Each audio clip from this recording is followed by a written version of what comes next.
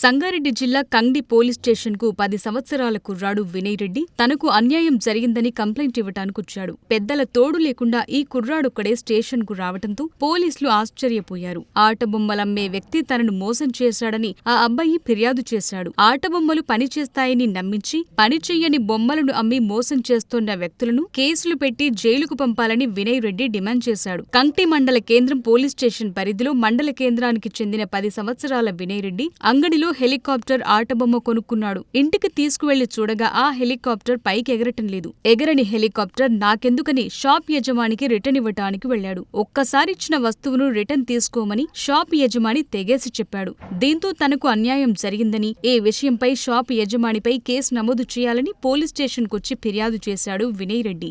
నాకు 300 రూపాయలకు హెలికాప్టర్ బొమ్మ ఇచ్చి మోసం చేశాడని, నాకిచ్చిన బొమ్మ గాల్లో ఎగురుతుందని చెప్పాడు. కానీ అది ఎగరటం లేదని, మోసం చేసిన షాపు యజమానిపై కేసు పెట్టాలని పోలీసులతో చెప్పాడు. పోలీసులు వినయ్ రెడ్డికి సర్ది చెప్పి కుటుంబ సభ్యులతో మాట్లాడి ఇంటికి పంపించారు. రేపు షాపు యజమానితో మాట్లాడి వేరే హెలికాప్టర్ ఇస్తామని, లేదంటే నీ డబ్బులు నీకు ఇప్పిస్తామని హామీ ఇచ్చారు పోలీసులు. పట్టుమని 10 ఏళ్లు కూడా లేని కుర్రాడు వినయ్ రెడ్డికి పోలీసులపై గల నమ్మకానికి, అతని చొరవకు ముసిముసి నవ్వులు నవ్వుకున్నారు పోలీసులు. సార్ 3 కలర్లు చేంజ్ చేసాడు సార్, ఇంకొకసారి రాకన్నారు సార్. లేదా ఎగురుతాను చూపెట్టండి నీకు. లేదు సార్, కంప్లైంట్ ఏం కంప్లైంట్ ఇస్తావు? ఎగురుతుంది.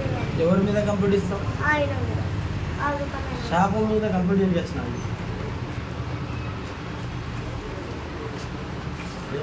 ఫస్ట్ పడినప్పుడు సార్ పైనకి ఎగురుతుంది, మళ్ళీ కిందికి వస్తుంది, మళ్ళీ ఎగురుకొస్తుంది. ఏం పేరు నీది? వినయ్ రెడ్డి సార్.